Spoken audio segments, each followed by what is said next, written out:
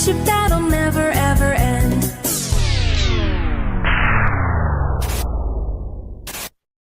Run!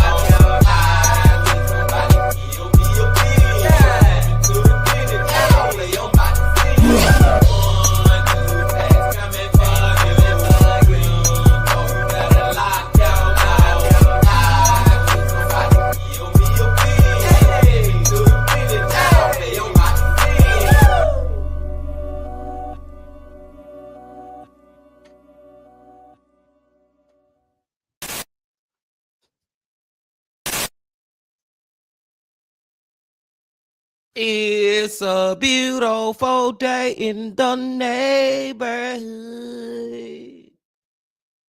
Reaction live stream number 24. That in that neighborhood, my brothers and sisters.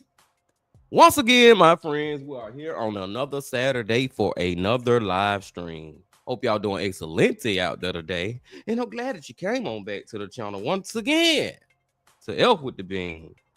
And today, y'all, we are going to 3 different channels and we're going to watch 4 freaking videos. We're going to start off with our boy Kyle from Dial Trip because he has released his monthly 10 Strange and Dark Cases series video. So we got to check that out. And then we're gonna go to Midwest Safety because I've been watching Midwest Safety a lot lately. You know what I'm saying, y'all? So I want to check 2 like short videos out from him. I think one of them is like 11 minutes long and the other one is 13, so they're pretty short. And then we're also gonna go to EWU Crime Storytime to watch their latest video that they put out a couple of hours ago.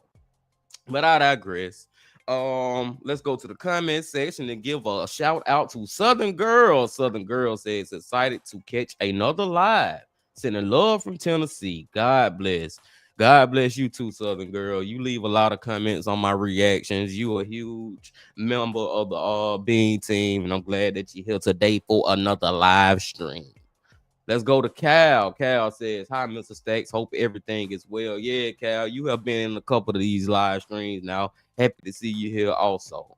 And we got I think this is a newcomer, y'all. Michelle Loglani. Man, I never get to catch you live. Excited to be here. Hey, Michelle, happy you are here too. And that's one thing, y'all. I know that my timing on these lives are very sporadic. Sometimes I do it at 1 in the afternoon, 4 in the afternoon, or evening, however you look at it. 7 at night, or even evening, however you look at it. But I do them when I can, man. I do them what I can. And hey, we're about to do it right now. So without further ado, let me pull up the video. All right, y'all. We're gonna start off with Kyle from Dial Trip. And the title of the video is freaking crazy. The title is crazy. Let me go and hit that like button. And make sure y'all hit that like button on this reaction live stream that y'all watching it right now, too. But let me go get it to the full screen. Make everything good. Okay. The title of the video is The Adult Star Who Removed the Heads of an Old Gay Couple. 10 Strange and Dark Cases. Now, I just want to know why he removed the heads, being seen. Like, why? That's my only question just from that title, man. Kyle be finding some of the most craziest freaking stories with this 10 Strange and Dark Cases series that he got. And I love it. And I'm ready to get into it. But before we get into it, Bean Team, y'all know what y'all got to do. Get whatever you may need. Get what you need, please. We are starting off with Kyle from Dial Trip. Y'all got what y'all need. Y'all ready to go? Then let's go.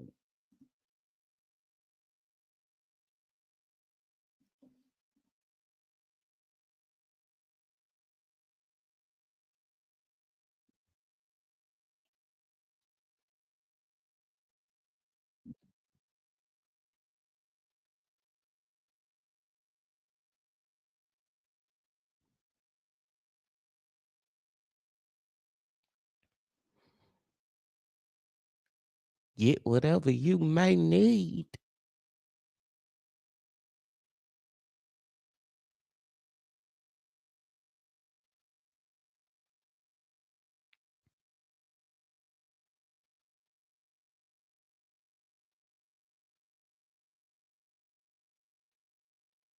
Hmm.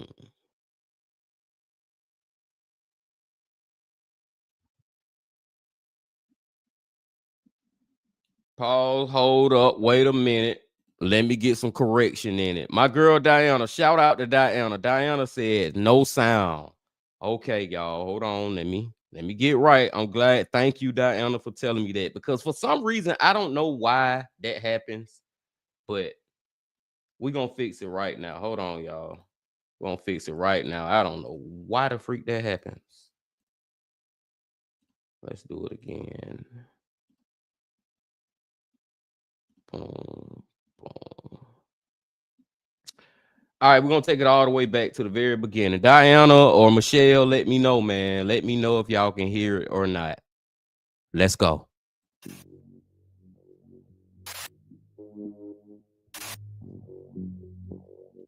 Alright everyone, it is that time again. Time for another Strange and Dark Cases compilation.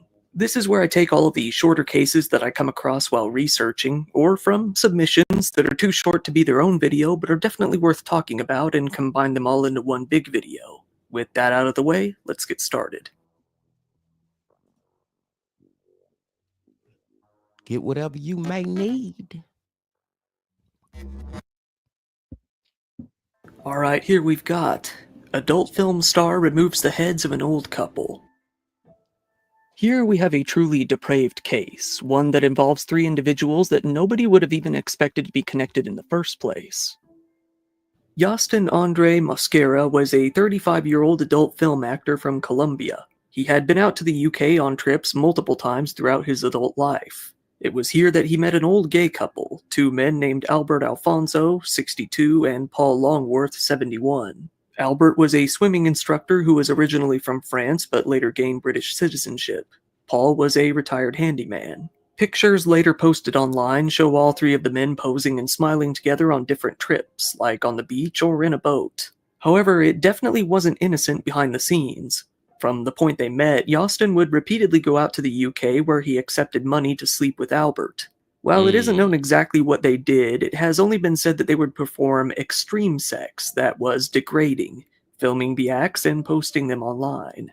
Yastin, though, had more on his mind than simply filming content. He had come to notice that the couple seemed to have saved up quite a bit of money. Yastin wanted a chunk of that money for himself. For weeks, he started Googling up different serial killers and finding out how they went about killing. He looked up serial killers from London specifically, taking a particular interest in Jack the Ripper. He also Googled Albert and Paul's home to find out about how much it was worth. Then he searched Facebook Marketplace for a large freezer.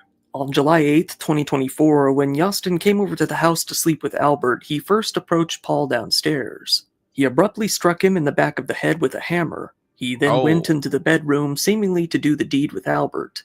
Acting nonchalant, he asked Albert where Paul was, despite knowing very well that he had killed him moments before.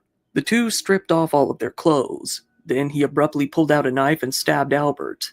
While he was in shock, Yastin moved around behind him and got him into a headlock.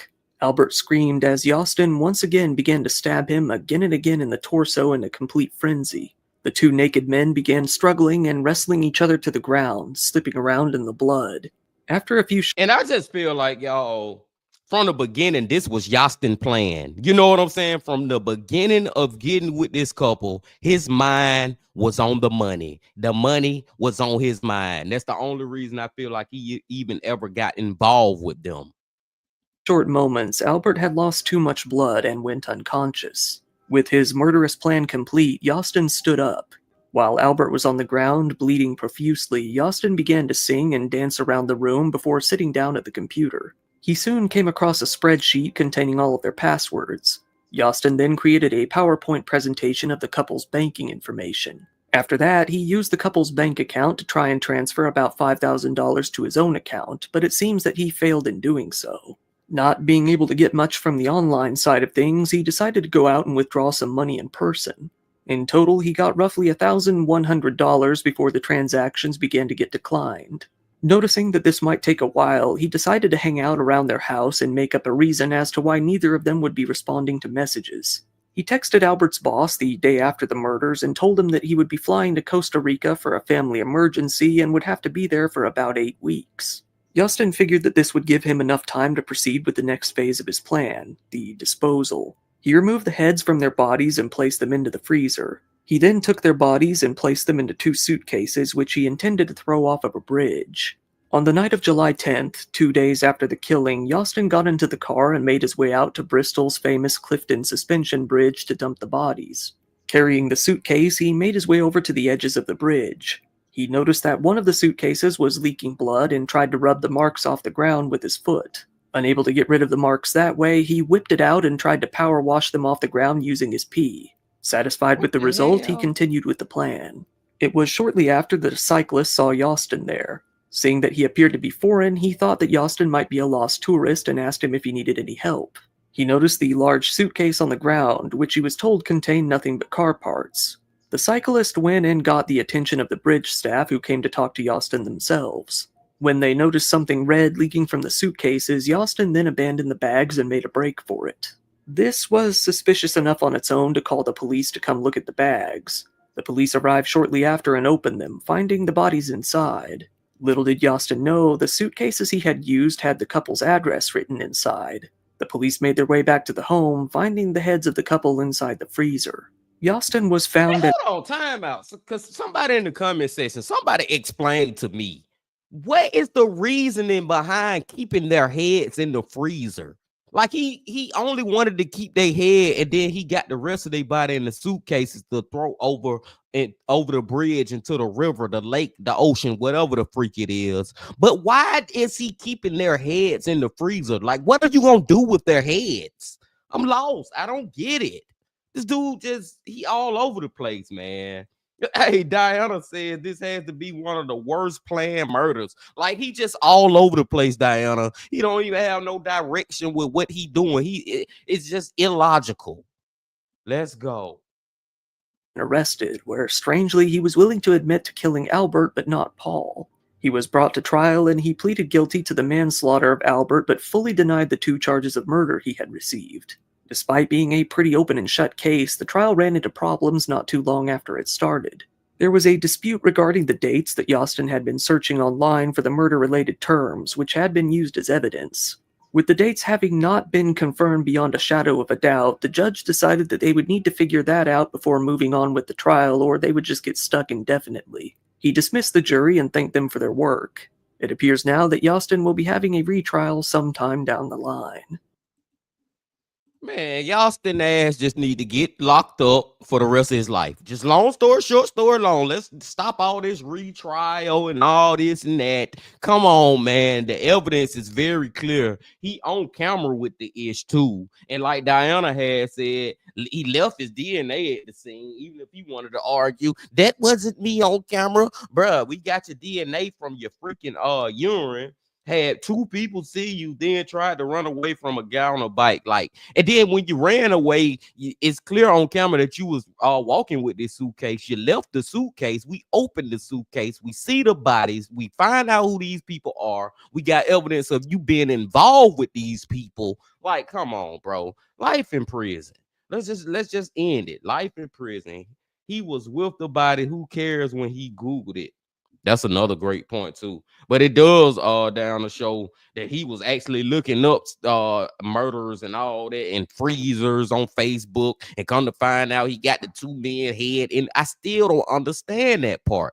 The heads in the freezer part is just so like why to me. Like, this whole thing is a why, but you get what I'm saying, Bean Team. Let's go to the next one. This one is: convicted child molester tortures old woman with a nail gun. Oh. We pretty often have cases where people go to prison for something horrible, get released relatively early, and then go on to commit another heinous crime. Let's just add this guy to the list. Jeffrey Ziz, 47 years old at the time of this story, was a military veteran with 5 kids. He got himself a job as a pastor at the Calvary Chapel of North Thurston in Lacey, Washington in 2019, but it didn't last too long at all. This was because of Jeffrey's behavior in his own home. He had been groping his own 3 daughters at home fairly often and even forced himself on one of them when she was only 11. Jeffrey, likely with his newfound religious purpose, decided to turn himself in to the police and confess to what he had been doing in 2021. As soon as the church found out what he had done, he was swiftly fired from his job. He was hit with various charges. Most of the charges were pretty severe: incest, rape, and molestation, all in the 1st degree. He was given a plea deal in which he would only plead guilty to 2 of the charges in exchange for staying away from his kids and getting treatment for mental illness. He only ended up serving 11 months in prison before he got out on parole. Now, with nothing to do after being released from prison, Jeffrey started working as a handyman. He began working various jobs for an 82-year-old woman named Marcia Norman.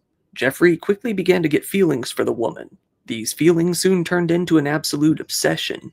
One night, he decided to sneak into her house and make his way up to her bedroom. There, he began to massage Marcia's shoulders as she slept. He then hovered over her bed and stared at her for a prolonged period of time. Marcia eventually woke up and demanded that he get out of her house. Strangely, though, she never notified the police about any of it. Jeffrey was able to control. Damn, and that's what she effed up at. She should have told the police about that craziness. This dude here is just, he crazy. It ain't even about age. It's nothing but a number to him, literally. And then he don't even care if it's his kids or not. He doing that ish to his 3 little daughters. And now for some reason, he in love with a woman and infatuated, obsessed with a woman that's way older than him. You know what I'm like, dude? There's some crazy people out here, man.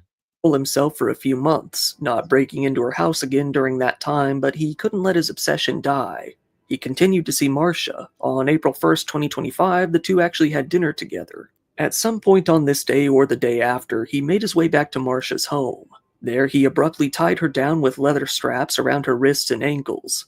He then proceeded to torture the woman for a good portion of the day. He beat her repeatedly before deciding to end it all with a shot to the head from his nail gun. It was later reported that the whole attack had lasted for hours and that her death was anything but instant. Jeffrey had planned it all out. He knew that he would be building a shed on another property on the 2nd, a job that would require the use of concrete. He took Marcia's body out to the construction site and encased her in the concrete, building the shed on top of her. After not hearing from her for a while, Marcia's family reported her missing on April 4th. Jeffrey was quickly identified as the last person to have seen her, with the two having dinner together on the 1st. He soon became the main person of interest in the case. When the detectives found that he had just recently built a shed, they decided to get a search warrant. There, they found Marcia's body, encased in concrete and buried underneath. Jeffrey was now well aware that the cops were on his trail, so he stole his roommate's truck and made an attempt to flee the state. He didn't get all that far, though, crashing the truck into an elk while traveling through Montana. The police quickly found him and arrested him shortly after. They made their way out to his home and executed a search warrant. There, they found a 5-page letter that he had written. The letter read as some sort of fan fiction or erotic fantasy where he meticulously planned out how he would rob and sexually assault a woman who he worked for. Oddly enough, though, the sexual assault part of the plan didn't play out in the actual attack. The police put the district attorney on blast for even releasing Jeffrey in the first place, given that he had gotten such a short sentence for what he had done to his own kids. It was I agree 100%. Like, dude, the fact that you got out, I think it was 11 months later after what you had did to your 3 little daughters. Like, bro, y'all effing up in it. What you think this man gonna do when he get back out? You know whatever he do is not gonna be positive. And now look what happened. Now he doing this to an old senior citizen out here. Never even proven by his parole that he was getting the mental health treatment that he was supposed to be getting.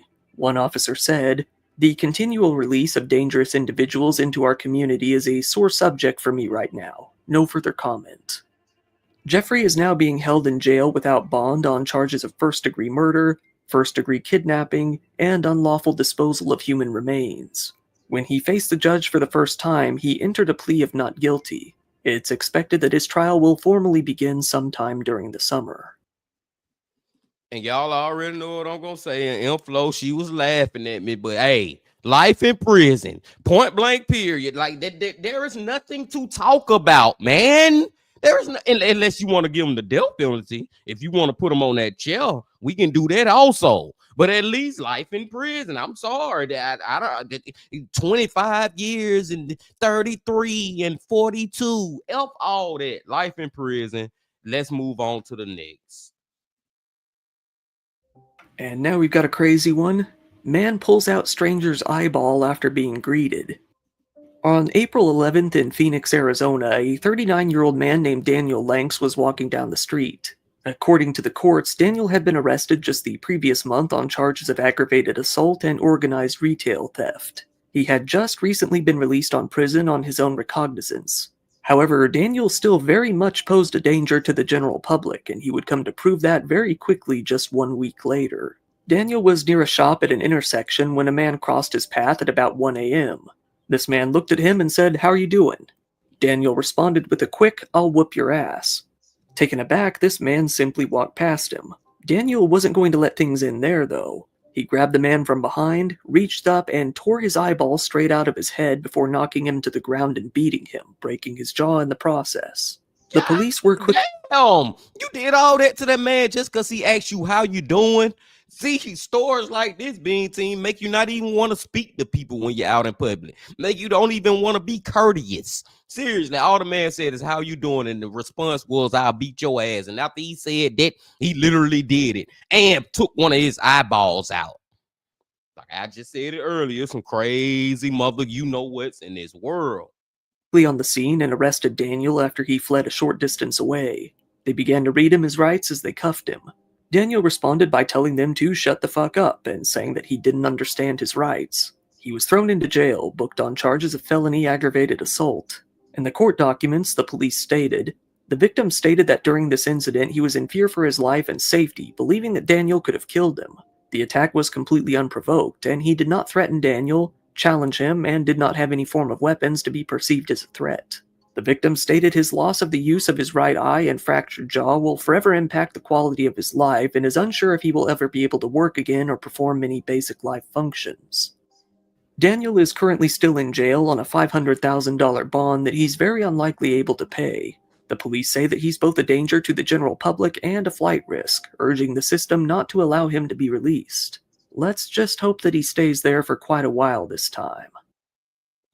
Yeah, now see this one. Well, I'm not gonna say life in prison. I'm not gonna go that far, Being Team, because he didn't commit murder. But I'm just saying, and he didn't do like craziness as far as like multiple crazy things. But even though this particular situation is crazy, especially ripping the man eyeball out, that is diabolical. But he got to do some years. Like he got to spend some time. Like real time, let's say 10, maybe 15. Hell, if you want to give them 20, I'm probably okay with that also. I'm sorry, man. I'm very harsh when it comes to these sentences, man.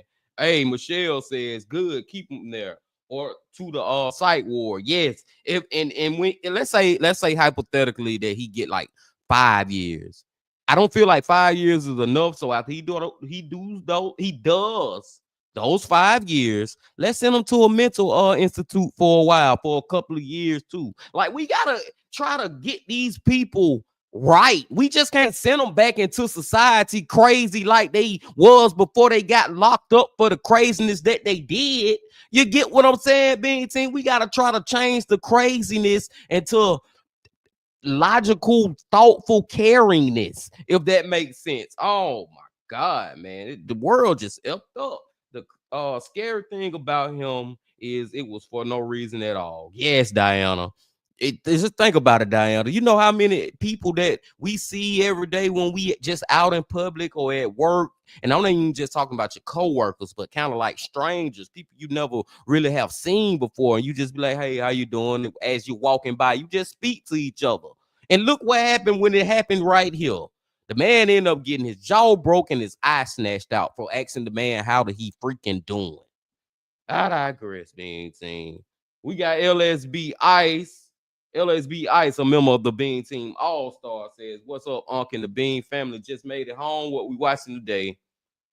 Currently, we are watching Dial Trip, and it has been crazy so far. Then we going to the Midwest Safety and EWU Crew Body Cam. No, not Body Cam. Storytime for their newest video. And I think we got another new commenter in the house, Elizabeth Bryant. Shout out to Elizabeth. She says, right, Bean, I agree with you. Like, man, I just wish things would just change because in my brain, everything I'm saying as far as like, these freaking murderers, and he wasn't even a murderer, but it's just these people who have mental problems, man. We can't lock them up and then send them back out free, and they mind still is having mental problems. We got to try to correct that at some point. But I digress, Bean Team. I went on long enough tangent. Let's keep going. And this one is, Man hides an ex-girlfriend's shower as a prank. We've seen a lot of just a prank bro type of people on this channel over the years, and I'm gonna put some really hard air quotes on the prank aspect of this one. That's mostly because I don't really know if you could call it a prank. Let's get into it. A 25-year-old man in South Carolina named Jackson Colum Arnold had an on-again, off-again, mostly off-again girlfriend that he had been arguing with. After fighting over text all night, Jackson decided that he would make his way out to her house. Knowing that he shared his location with her on the Life 360 app, he made the choice to leave his phone at home so that she wouldn't suspect a thing. Knowing that his ex lived in a garage converted to a home on her parents' property, he parked a ways away from the house so that he wouldn't be noticed. Getting into his ex's house, he picked up a pair of her bike shorts, put them over his head, and then put a hat on top of that to hide his face. To make it seem like a crime sexual in nature, he decided to remove his pants and underwear and be completely naked from the waist down. It was now midnight and the woman was in the shower. He decided to hide around the corner and wait for her to come out. When she did, he jumped out with a knife and grabbed her. When the woman fought back, Jackson held the knife to the side of her head. Then he pretended to slash her throat with the knife without actually touching her with it. She pushed him away, but he soon returned and began to choke her. It appears that it was some light choking, as she was able to pull the hat and shorts off of his head to see who he was. Learning that it was only Jackson didn't do anything to calm her nerves, though. As Jackson told her that it was all only a joke, she said that she needed her mom to help calm her nerves. As soon as her parents were in sight, she yelled at them to call the police. Jackson quickly threw his jeans back on, but forgot to put on his underwear. She told the police that she legitimately feared for her life and thought she was about to be raped or even killed. Jackson dismissed the whole thing, saying that he only broke into her home to surprise her and, in his own words, lighten the mood. The police found his underwear. Bro, what you doing is not lightening no mood, bro. It's not. This is not funny. This lady literally thought she was about, like, she didn't know that. Bro, all pranks are not good. On the ground while talking to him. Jackson was booked in the early morning on charges of first-degree burglary, possession of a weapon during a violent crime, assault, and battery. He's being held without bond. Like, all pranks are not good, man. Like, dude, she literally thought you was a stranger who was coming in there to kill her. And even after the fact that she knows that it is a prank, I would still be looking at you a type of way. Like, who comes up with a prank like that? You know what I'm saying? Got to put it in quotation marks, Bean Team. Who thinks that's funny? Who? A crazy mother like you. Next one is congressional candidate arrested for child trafficking. Alright, now it's time to stir up some political conversations and get everyone all pissed off, because that's what's been happening in a lot of these compilation videos lately. This is the story of a man named Carl Sprayberry. Carl was a relatively young man in his 30s who ran for the Georgia House of Representatives District 139 as a Democrat in the November 2024 election. It was actually his second time running for the seat. He made statements such as, "Voters should vote for me if they want better health care for their families. They should vote for me if they respect women's rights. They should vote for me if they want to keep the government out of their bedroom." However, he also took a focus on children, making it appear that he really cared for them, stating, "The very first thing I want to do is expand peach care coverage in the state of Georgia. Right now, it terminates when the child turns 1. I want to expand that up to age 4 for the child. That would give new parents more time to get private health care for their kids." In the end, Carl didn't win. While it looked like he was a sure thing at first, he eventually lost in a complete landslide to the Republican candidate. So he returned to life working as a chef. It was actually after the loss that Carl would go on to make the news like never before. This was when he called for the assassination of Donald Trump on Twitter. On his account, he simply wrote "Bomb Mar-a-Lago." In another post, he more clearly wrote out, "It's time to kill Trump. This is why the Second Amendment exists." Given that this was a direct incitement of violence, his account was suspended. Meanwhile, the police were working on an operation behind the scenes. They were looking for child traffickers, doing so by tracking down individuals who were talking to minors over the internet. Specifically, they were looking for sexual conversations and anyone trying to travel for the purpose of meeting these minors in person. The operation lasted from April 25th to 28th, and in doing so, they were able to identify 19 different suspects. As you can probably assume, Carl Sprayberry was one of those 19 men who were arrested. The authorities said that he was thrown into jail after it was found that he engaged in explicit conversations with children and arranged to travel and meet at least one child for the purpose of sex. He was caught doing so over both social media apps and dating websites.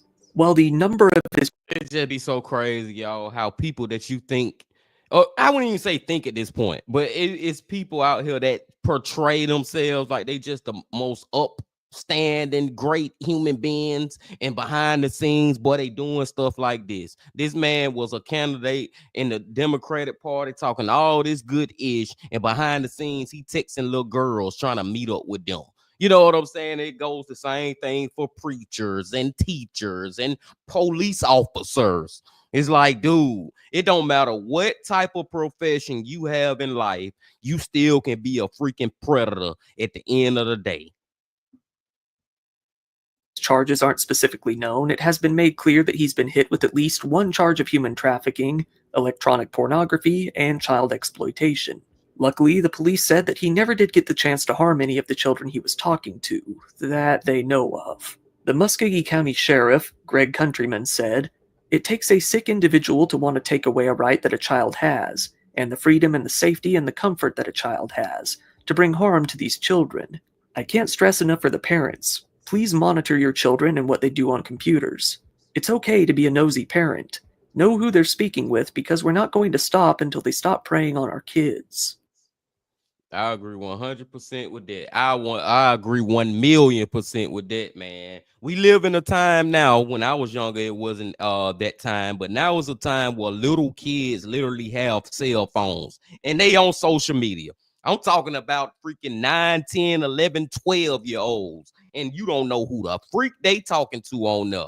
That's why as parents, you gotta monitor it. Seriously, man. I hope one day we get to a point, at least for like the iPhone and even the Android, all phones, like they have some type of software where basically everything that your kid does on their phone, you could see it from your phone. You get what I'm saying? I just came up with that in my mind right now, Bean Team, but I think that would be great. I think that would be amazing for parents out there, man. That way you can see everything almost like a screen recording, or they sharing their screen. For people who know about StreamYard and all that, you get what I'm saying. Y'all already get what I'm saying anyway, man. I think that would be great. Hey, anybody from Alpha out there listening, y'all need to do that. That would be great, because we got to protect our kids out here on this social media, because it's some freaking grown-ass adults out here preying on them. Let's go. Good video. And while we're on the subject of stuff like that, Teacher of the Year had sex with students. It seems like in a lot of these recent videos, we've seen a lot of cases of female teachers getting into situations with their younger male students. So here's another one.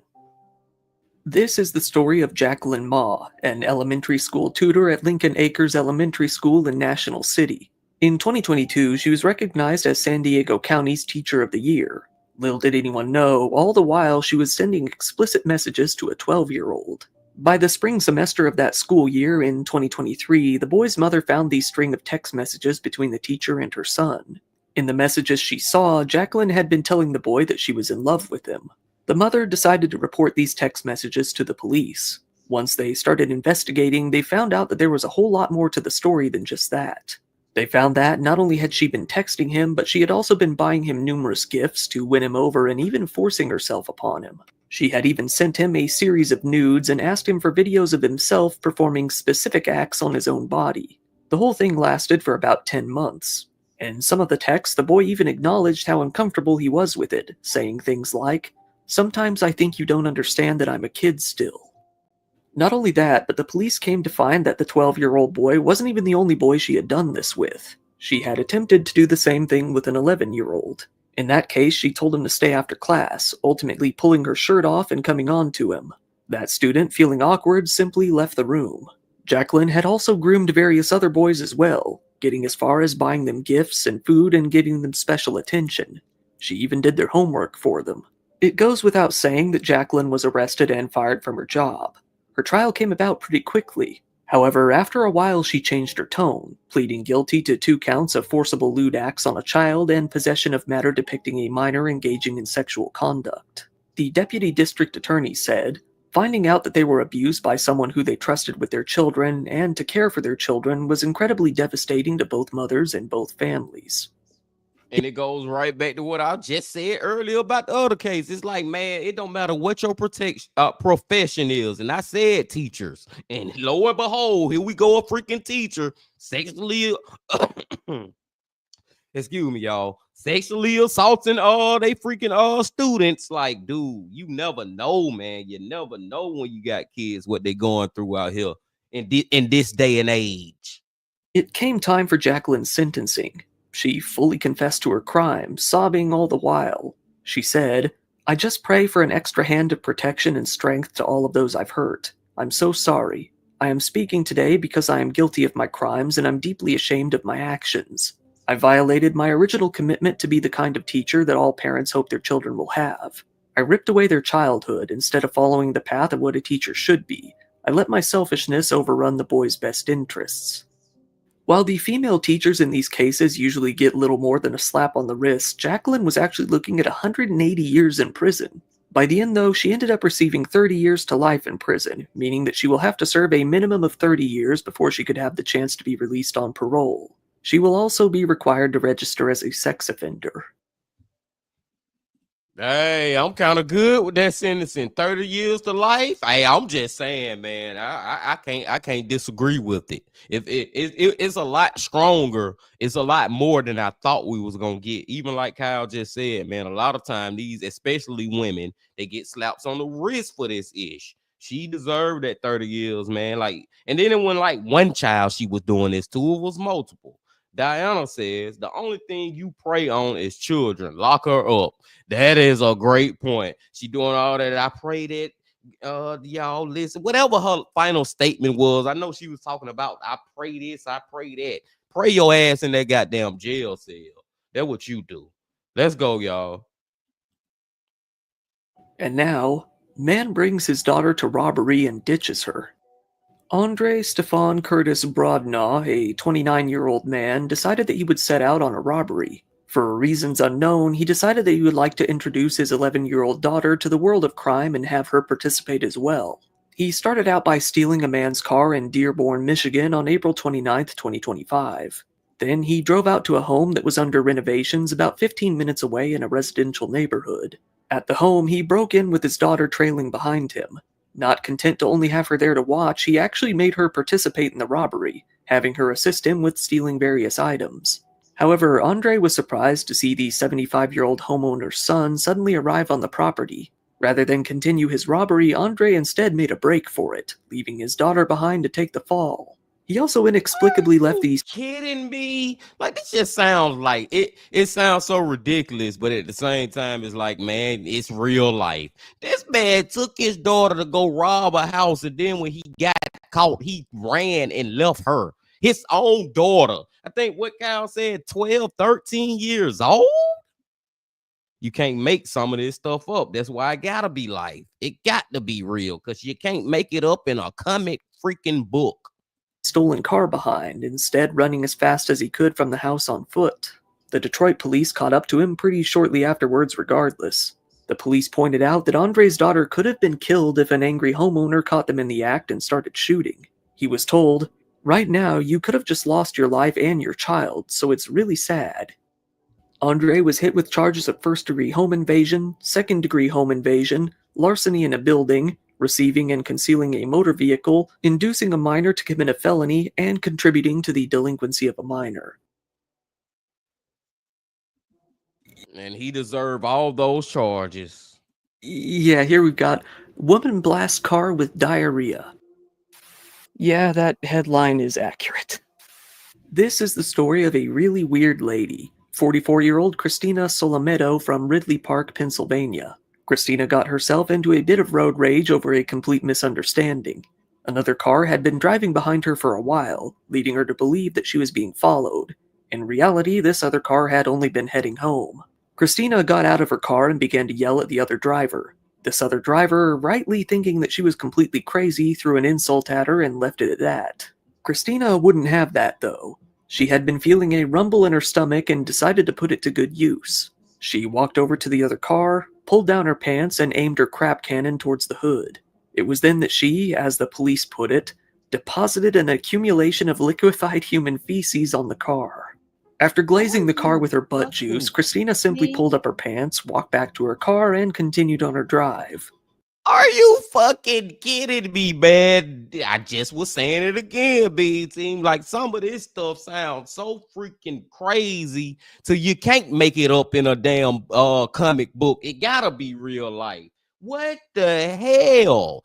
This lady, now this is an example of road rage that I have never heard before. She got so mad till she got out her car to go shit on a car.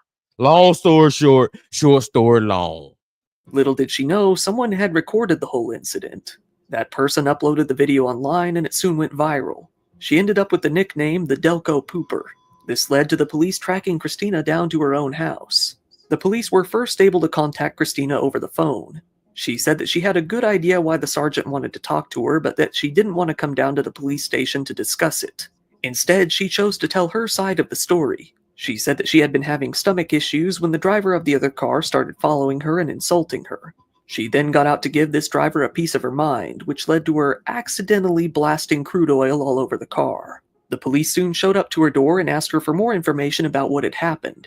She reassured the cops, telling them, "It was a clean poop. I didn't even have to wipe." Then she got arrested. She was recorded being taken to the police car, a video that also went viral. The Delco Pooper had finally been caught brown-handed. After her arrest, Christina tried to plead her case once more. After the police sat her down, being careful not to get behind her, she began to explain. She didn't deny what she did, though. Instead, she only implied that she chose the non-violent option. She stated, "I wanted to punch her in the face, but I pooped on her car instead and went home." Christina was soon charged with indecent exposure, disorderly conduct, criminal mischief, harassment, and depositing waste on a highway. She was put into jail, but shortly after she was released on bail. Yeah, that is a very weird one right there, man. I don't know what type of time she should get. All I know, that was some weird shit. No pun intended, being team. Like, what the hell? And the craziest thing out of everything that she said was the fact she said it was a clean poop.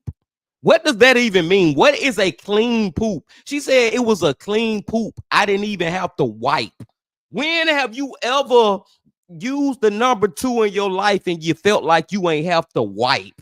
You nasty, then you know what, man? She shitted on them people car and pulled her goddamn pants right back up and went and sat in her car with shit all over her ass. Long story short, short story long, man. That is crazy. Michelle says, by that smile, look like she shit. Do it again. Watch out. I know, right? Michelle. Diana, this is so disgusting. How is she not embarrassed? Smiling in the mug shot. She's smiling to keep from crying, smiling to keep from being freaking embarrassed. But you can smile all you want to. Your smile at this point, looking at your smile, I smell shit. Long story short, short story long. Let's go, y'all. And while we're on the note of people being really weird, naked man breaks into Mormon church. We're not only stopping at one naked booty here, we've got another one, and this one involves a Mormon church. A 43-year-old man named Corey Calderwood of Lancaster, Pennsylvania was getting absolutely high out of his mind one night, choking down a good portion of methamphetamine. Running around outside, he wanted to get completely naked, so he stripped off all of his clothes. It was then that, in his warped state of mind, he saw the Church of Jesus Christ of Latter-day Saints and decided that he really needed to get in there. Someone noticed him breaking in and called the police. Investigating as a burglary in progress, the police rushed out to the scene. There they found that it wasn't a robbery, it was just a really, really high naked guy. As it turned out, Corey already had an outstanding felony warrant after he had stolen from a Weis supermarket about a month prior. A crime at a Weis supermarket in Pennsylvania. Yeah. Corey was arrested and charged with burglary, indecent exposure, and possession of a controlled substance in addition to his previous charges of retail theft. He was thrown into the Lancaster County Prison without bond.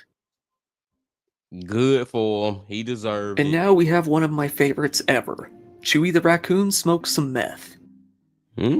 So how about another meth story? This time, though, we also have a raccoon. This story started with the police pulling over a woman that had been driving in the Springfield Township in Ohio. There they approached the car and found a strung-out 55-year-old woman named Victoria Vidal. They had pulled her over for not only driving on a suspended license, but also for an outstanding warrant in her name. At first, the stop was pretty uneventful. The police pulled Victoria out of the car and arrested her without incident. However, that's when things became truly unusual. That was when her pet raccoon named Chewy made his appearance, scrambling up to the front seat of the car. Chewy was holding a mysterious item, one that turned out to be Victoria's own meth pipe. Chewy, holding it in his hand, began to put it up to his mouth and start sniffing it in. One woman who had been with Victoria tried to take it away, but the cop told her not to touch the car and that he would get it. The officer could barely contain his laughter as he took the pipe from the raccoon. Oh, there's no way. He's trying to smoke it. All right. Thanks. There's no way. All right. Enough fun and games. Huh? Oh. You know how they say that you learn something new every day? What you do, if you really think about it, being team, you pretty much learn something new every day. But you see something new every day too, at most of the days. What the freak? I would have never thought I would see a freaking raccoon holding a freaking methamphetamine pipe trying to hit that mother. Like, that is just something that I never had on my bingo card that I thought I would see in my life. Michelle, well, that's a first. It literally is, man. It literally is. Yeah, he's on his way here. Keep an eye. She was trying to take the meth pipe out of the car. Just keep an eye on her real quick. Afterward, Victoria was arrested.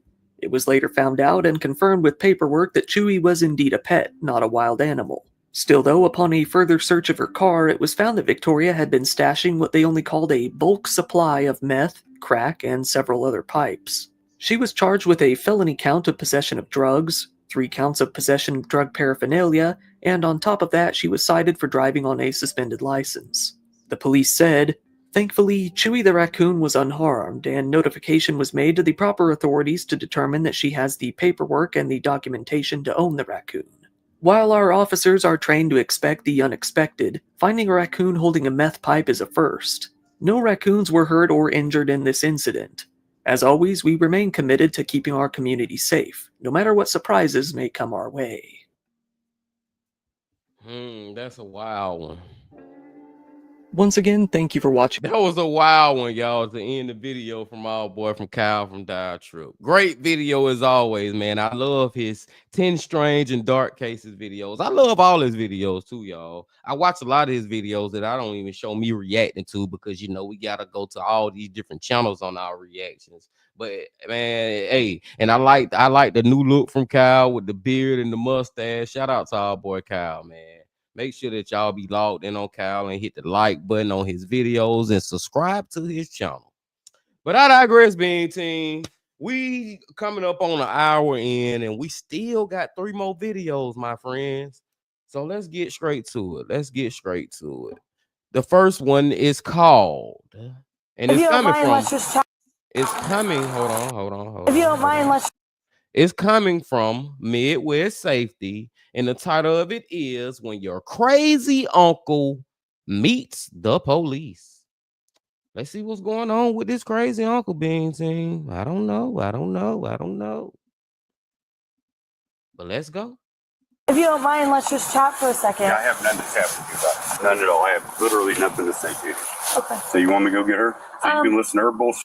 No, I'll get her in just a second. What's your name? I just told you I don't feel like talking to you. Well, I would prefer you don't go in the house. I'm not going in the house. I'm over the door and telling her to call me. There she is right there. You want to stay in here? No. If you want to come out and tell me what's going on. I don't feel safe around him. Okay. I don't want him here. Okay. One problem with that. Do you live here? I've lived here for 2 years. He's not on the leave. He's threatening me. You have my bedroom door off the hinges. Give me 1 second. Door. Give me 1 second. You told me that you don't have anything to say to me. To her, I'm not talking. No, look, I'll Did you talk. change This your is mind? fucking America. I'll do any goddamn thing I want to do. I'll do I will. Fucking bring him on. Bring him on. You tell me I can't fucking talk in this fucking country? I have literally nothing to say to you. In this fucking country? Bitch, is your face next to my finger? Oh my God, this man mad as hell. And it's so crazy because when she first walked up, you said, "I ain't got nothing to say to you." And now all of a sudden you got all type of F words and S words and all them type of words to say to her. Hey, just get over here with me. Fucking idiot. You're worse than she is. Fuck you. All I asked. No, I don't give a fuck. But no, all you asked was shit. What Yeah, your go ahead, exact give me the words chance. were your exact fucking words were. You said you didn't want to talk to me. You didn't fucking ask me shit. Sir. You made a fucking statement saying that this is not fucking America and I'm not allowed to talk to whoever the fuck I want to. I said. That's what the fuck you said. I said, did you change your mind? Wow. Can you just come over here until my partner gets here? No. Fuck you and fuck your fucking partner. I'm just trying to figure out what happened. Look, go talk to her. Go listen to that bitch's lies and then you come back and talk to me. Okay. How's that? I just didn't want you to go back inside. I am going back in the fucking house. Okay, if you could just stay No. out here for a second. No. How's that? Absolutely not. I'll be back out. Boy, backup can't get here quick enough with this one. You know the term 0 to 100 real quick. Man, F that. This man was on 100 since as soon as before the police got there. He was already on 100.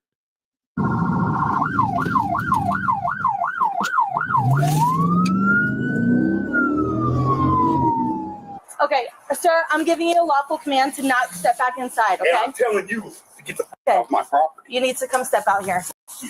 Come step out here right now. I'm not walking over there. I'm on my motherfucking property, my motherfucking yard, and I'll damn well stand Don't wherever the step- fuck I want to. Don't step near me Or again. what? Or what? Oh, back up there. How about if I run in the house? How about you don't? How about I fucking will and I'll lock your fucking ass out and then I'll Okay, wait for you to kick just the door. stand right here. I'm standing right here where I want. Matter of fact, I'm not standing here any longer. I'm gonna sit right there in that fucking chair. You can sit in that chair. Oh, I can. I know I can. Okay. Or I can stand right here. Don't fucking step towards me not one more motherfucking time. Go sit in that chair. How do you like that? Don't step fucking towards me.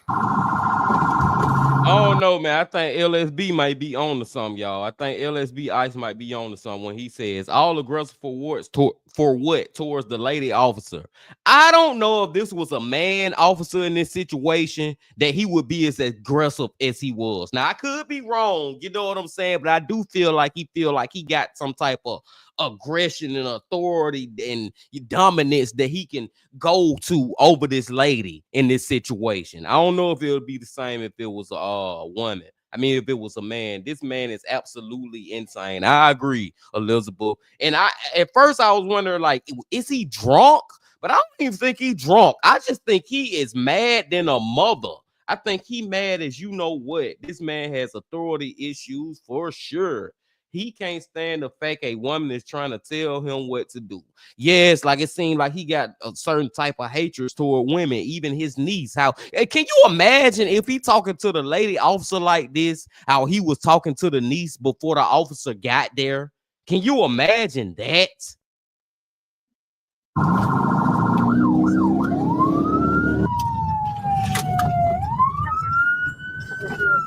What'd you tell me? I told you not to take another step near me. You step towards me. Go sit in that chair. You Go sit in that chair. make me. Go sit. Let me see you fucking make me sit in that chair. Go ahead. Yeah, you ain't got to say it, do you? You're pissing me off. I don't understand Do what not I tell did. me what to do. I don't know what Period. I said. I'll tell you, you didn't say any goddamn thing. I'm telling you now, you're a fucking cop, and I don't like talking to cops. Okay. And then you're telling me where I can and can't stand, and then you're trying to make me go sit down and tell me I can't go back in my fucking house. Who the fuck are you to tell me anything? Literally, tell me who the fuck you are to tell me anything. The way that you're speaking to me right now, is what? I'm thinking of officer safety. That's it. Okay. You. What do you mean?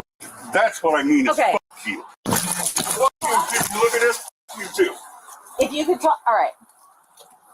You need to go sit down. You need to get the fuck out of my face. And You do know- not step towards me again. I'm not playing with you. Go sit down. Go fuck yourself. I'm not sitting down. I'm waiting. And you know what? He doing all this, and all this is gonna lead to his ass getting locked up. I guarantee you, by the end of this video, we gonna see this man in handcuffs, by hook or by crook. That's all he heading towards right now. Going down to the county jail, doing all this rah crazy. I'm mad as ish. That's all finna happen to you, bro. You're going down. You're going down. Waiting right here until you guys Okay. figure this shit out. I gave you a lawful order to not go in the house. You didn't do that. We're cool. There you go. Right? So go Sit take down. care of your fucking business and then get the hell out the property. You don't tell me what to do. You okay?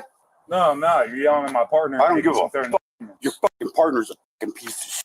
Telling me what I can and can't motherfucking do at my own. We're here to investigate something. Then They ain't gonna fucking help did you it. screaming at And me and me, man. Look, Altitude 13. We got to Stop. fighting. I'm not fucking. Listen, stop. You're gonna get tased. Boy, I tell you what. You're gonna get. Tell me tased. what? You hear For me? what? Stop. You're Stop gonna get what? tased. Turn around. Put your hands behind your back now. No. He's resisting. I am not. Put your hands behind your back now. Joke. Put your hands behind your back now. You gonna comply or not? Dude, let me Alright. put let me get rid of my cigarette and then I'll gladly put my hands. I'm not playing your game. Put your cigarette down. Put your hands behind your back now. You don't need to be grabbing on me. Put the fucking cuffs on me. Altitude 13, one secure. Let everyone know. Let's go. We're going to my car. For what? Am I under? Matter.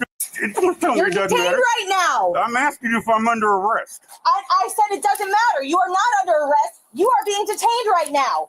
And you will walk to my car, or else I'll drag you there. You might have to. Okay, great. Well, then you'll get charged with resisting. I thought you already said I was resisting. You are resisting. Do you want me to charge you with it? I'm letting this mother. Hey, bitch. Let's go now. Are you done doing your thing? Yep. Let's go, bud. Hey, dude. He said, "Are you done doing your thing?" No, are you done doing your thing? Don't you hey, dude, me. Oh, motherfucker. I'm talking to you. Yeah, it's fine. Go ahead, talk. I'm back. What's wrong with you guys? Seriously? Stop. Let's go now. I am waiting for this man to double lock my fucking cup. And you start dragging. All right, you are now under arrest. Let's go. Stop resisting. Don't try to hook my leg. Don't try to break my fucking arm.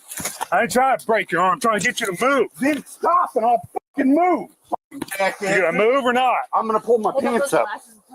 Is that okay? Or you don't give a fuck? You want me to walk to the car with my underwear You on? can pull your pants up. Go ahead. Let's go. Hold on. Jesus Christ. These fucking dirty motherfuckers. These fucking cuffs hurt you fucking pieces.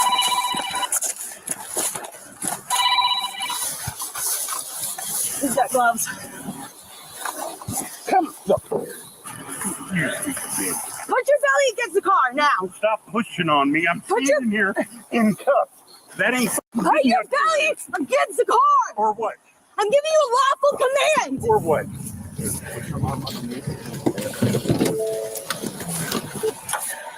You have to take this off. Dude, you do see I'm standing up against the car. So do what the fuck y'all are doing. All right. Well, I'm not doing Why? fucking you. All right. That's why. Thank you. Fucking asshole. Boy, he don't give a fuck who pull up. It's FU to every police that pull up. He got the same answer. FU. And shout out to our girl Rochelle, a member of the Bean Team All-Star, says, "I'm at work, but I'm here, Bean Team." Shout out to you, Rochelle. Glad that you showed up too, man. We just watching some more of these true crime, horror, dark, deep, and mysterious, what the is going on type of videos.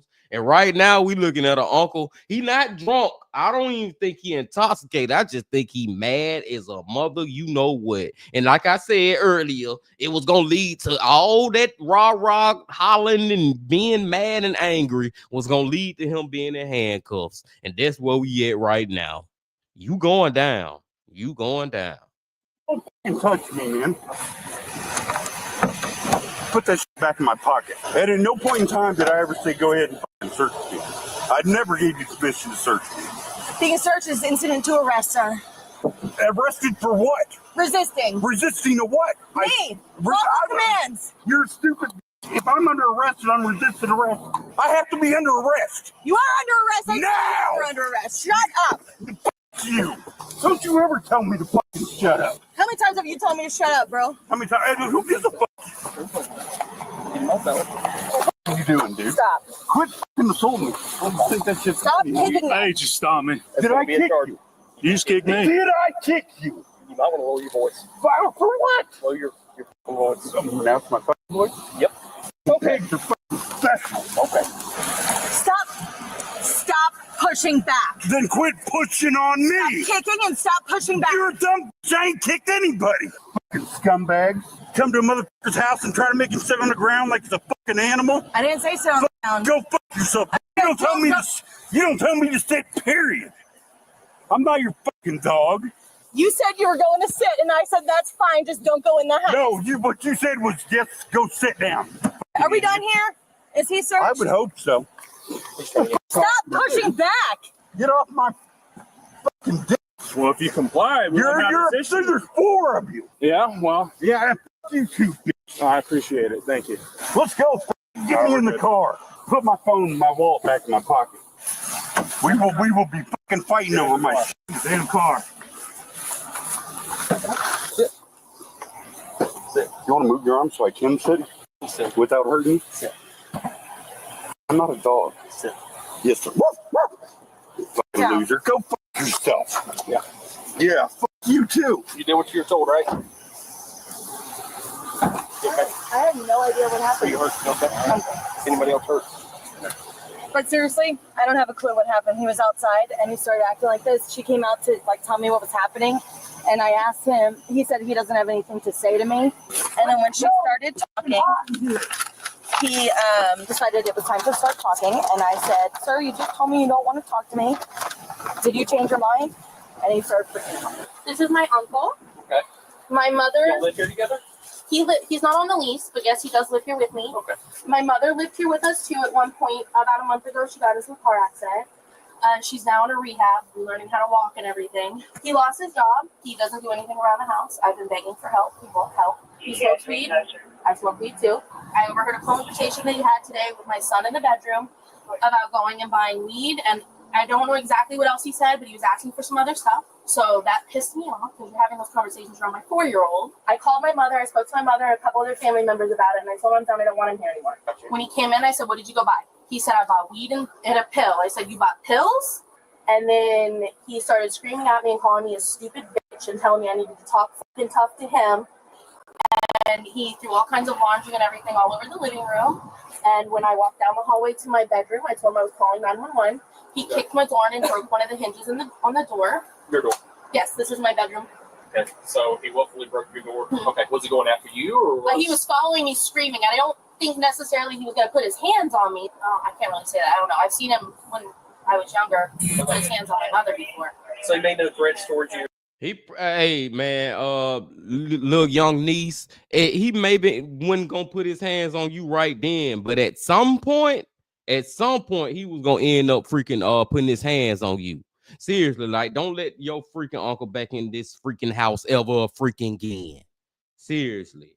We got a super chat from Rochelle, $2. Appreciate that, Rochelle. Glad you are here. Glad you're a member of the Bean Team All-Stars, and even when you're at work, you're still coming to the live stream.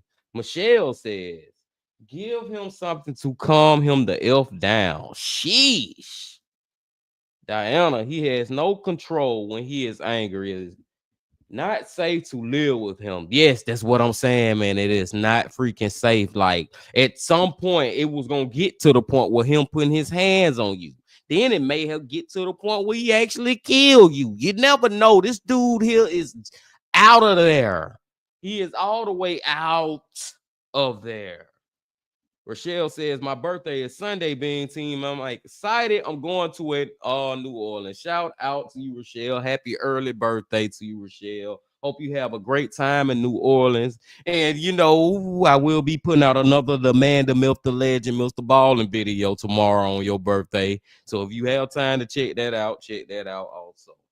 But I digress, Bean Team. Let's go. This one right here is one of those ones where it's like, dude, at least I'm happy that the niece caught it before it was worse than what it could be later on. And now the police involved, and hopefully we can end this madness for good.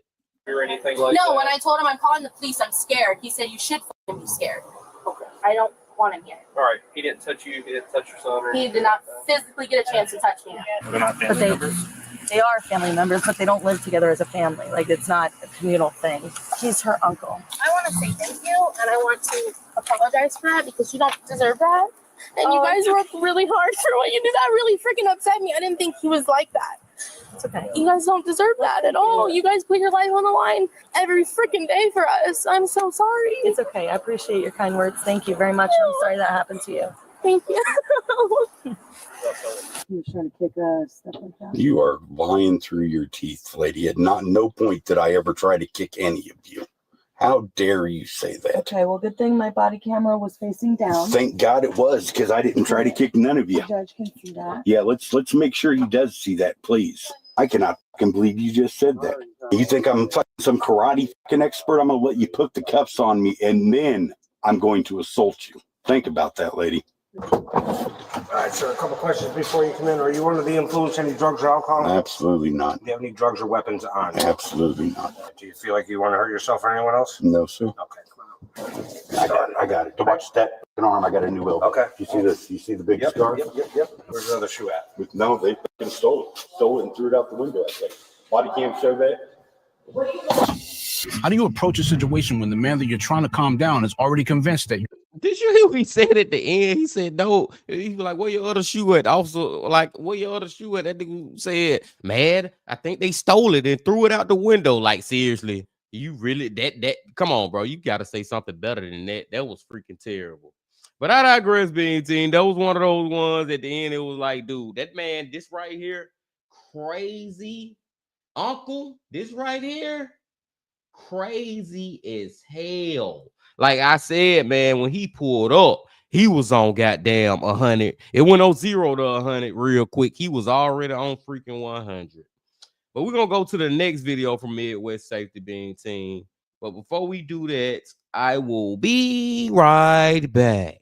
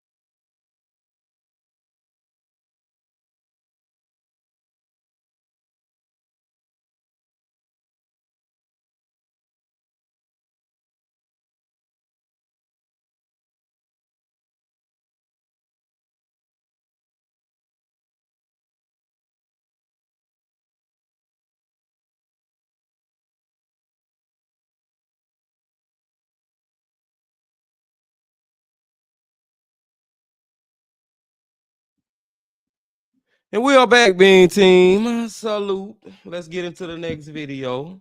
Tyrese says a terrible excuse. 13 currently watching. Now we at 14. Exactly. Terrible excuse, man. I digress, being team. We, like I said, we're gonna get into the next video from Midwest Safety.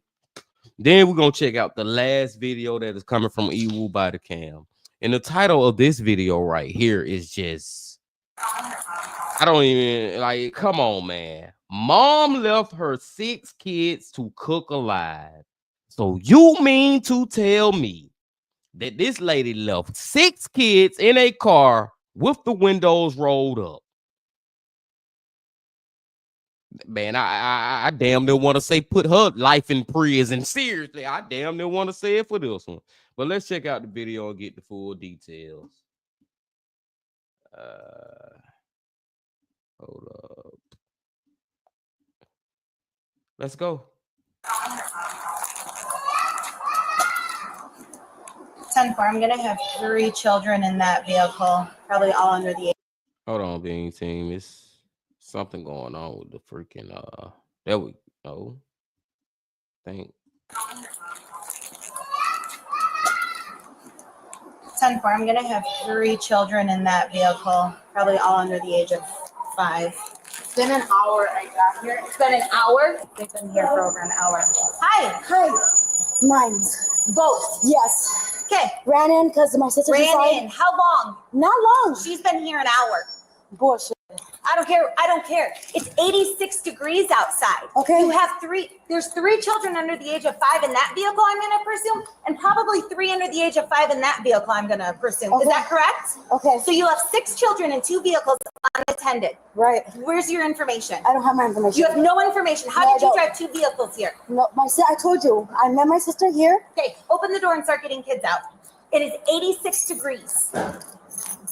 You have a baby and a carrier in that one. You have 3 children. How old is the youngest that's on the I'm well aware. How old is the youngest that's on the phone in there?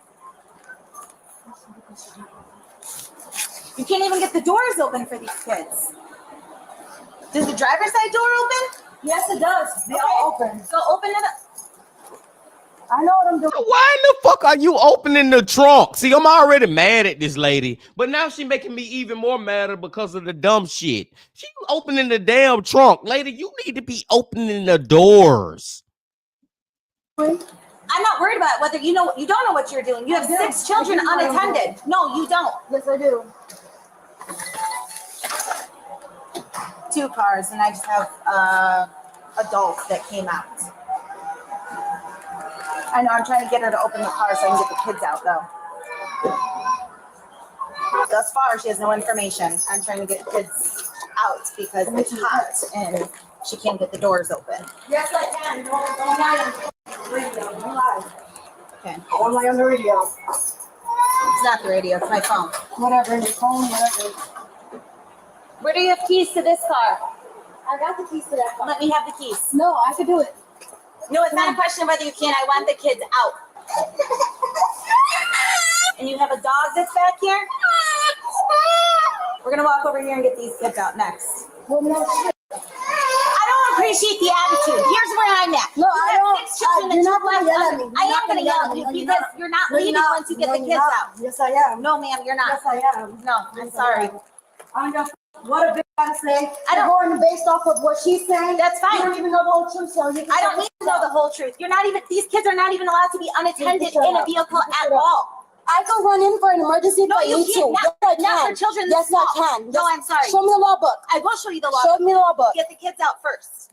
I'm flabbergasted at this ish right now because I thought she would at least come showing remorse and understanding the terrible situation that she left these kids in 86 degrees weather. But no, she coming off yapping at the mouth at the damn officer like she in the right. Like there is no problem. Like she is moving way too slow. Like the officer, like, give me the keys so I can go get these other kids out the car. No, I'm gonna do it myself. Like she got an attitude.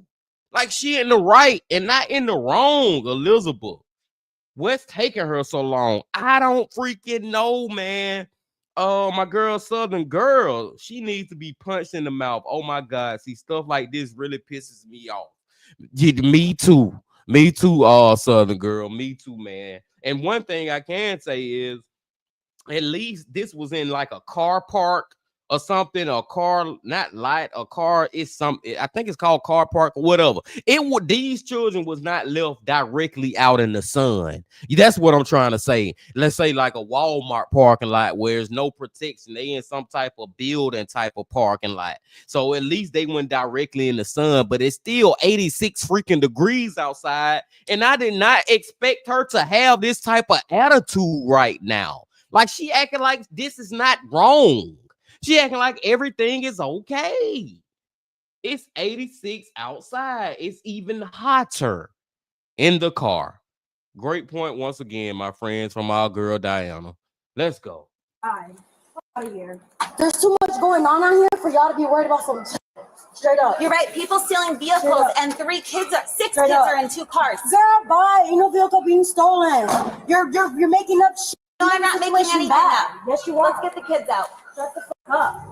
It's worth noting the significant damage on not one, but both vehicles the children were in. Due to this woman's behavior, it's not unlikely the children could have been in the vehicles when the damage was done. Officer Bennett, there's still a puppy that needs to come out of this Acura that's in the trunk.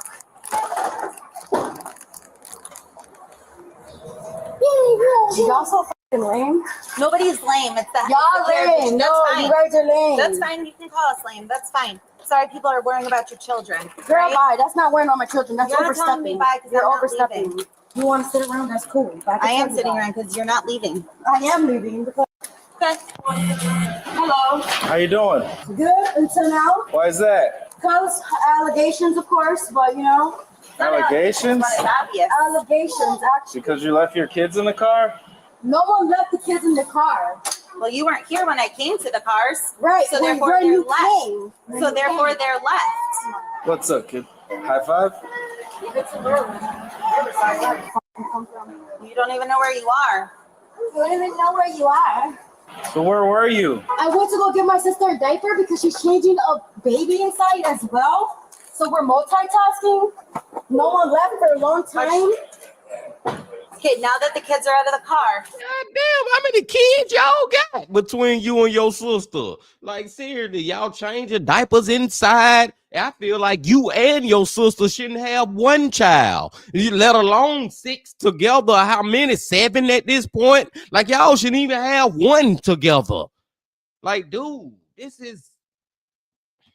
I need you to start finding me some identification. I don't have identification. Okay, then you can start providing me your name. No. No? No. Okay, so we have 3 kids in this vehicle, these 3 here. 3 kids and there's still a puppy in the Acura. You're not free to go. You're not free to go from here. I mean, you're gonna make this harder than it needs to be. Okay, so what do you need? I don't have my information. So and I'm choosing to choose my First Amendment. And I'm not going to give my information. And that's it. You don't have a choice at this point to give your information. Yes, I do. You really want to do this in front of kids?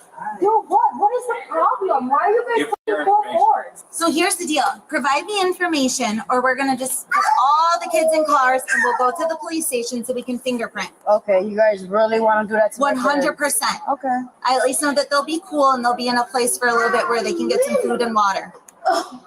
So what's the last name? Oh, my kids look starved and thirst. Okay. Well, they look hot and in distress. Okay. So what's the last name? Yes, my sister's here. Who's your sister? Where's she She's at? inside. And you got these are all your kids, or some of them No, your sister's some are my kids? sister's kids too. It was quick. I was just giving her diapers because she has another child. That's it. It's What's the last name? We can get this ball rolling a little bit faster if you would just provide the information. You're just making it more difficult, and you're just putting on a show at this point. You guys are putting on a show. Looking for the welfare of your kids. Yes. Call us Girl, crazy. whatever, girl. Call us crazy. Whatever, girl. I'll start grabbing car seats so we can take them off to the police You're department. not taking my kids.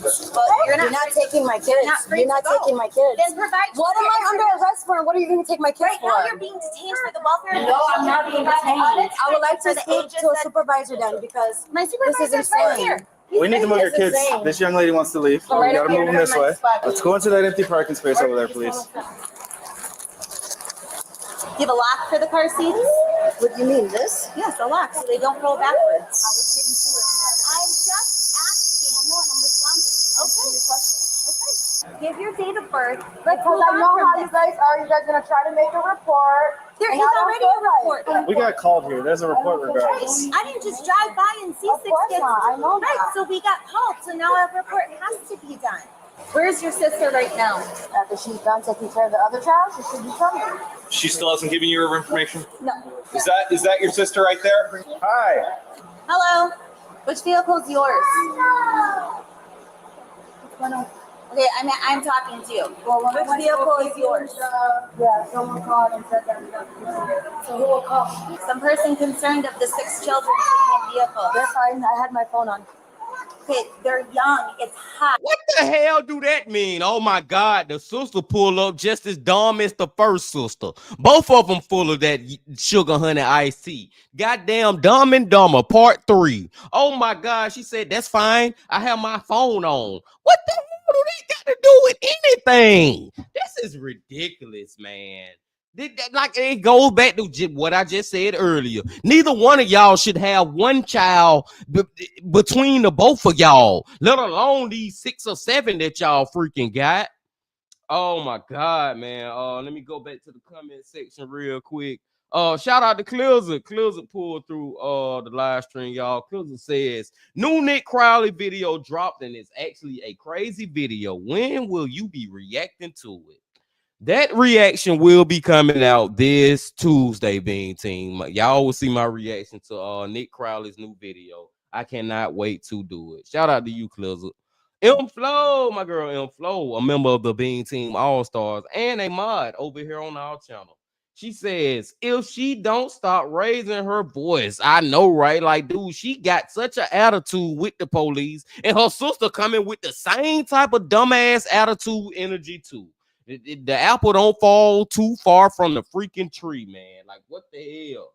Diana, right? So now you drove without a license. Yeah, you ain't got no like. Now you're talking about you ain't got no freaking identification. Now you telling me that you driving these kids around and ain't got no fucking driver license. Clizzer, Lazy Masquerade covered the dude mentioning the new Nick Crowley video briefly, but Nick goes into more detail into it, and it's actually horrible, but it's still a very good video. Hey, Clizzer, I cannot wait to watch the newest video from Nick Crowley. It has been over a month now since we last got a new video from him. So I'm very excited to get into that. And like I said, this coming Tuesday, Bean Team, y'all can see that reaction over here on our channel. But I digress, man. Let's finish it up, y'all. Look like we got 4 more minutes, and it's just like, dude, the sister pulled up just as dumb as the first sister. Freaking dumb and dumber out here.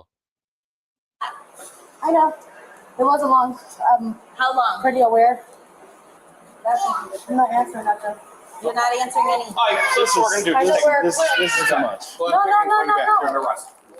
For what? You guys are gonna record it? We're the only person that have our kids in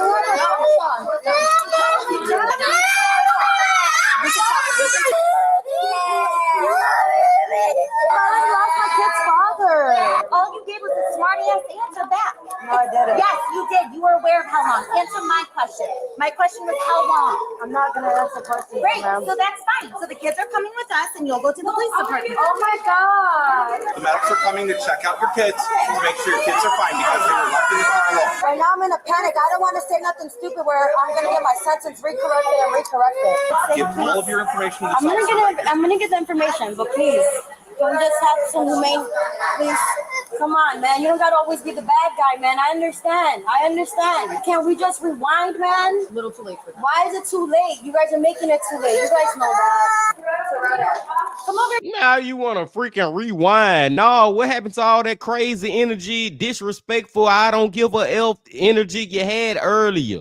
And it's so sad too, y'all, because you hear their children crying because their mothers are getting arrested. Like, they scared. They little children. They don't understand what the freak they damn mothers was putting them in danger of. You know what I'm saying? But it's so sad to see them crying for their parents. You never want a child to see their parents getting arrested. You never want that to happen, but it has to happen sometime. And this was most definitely, in my opinion, justified.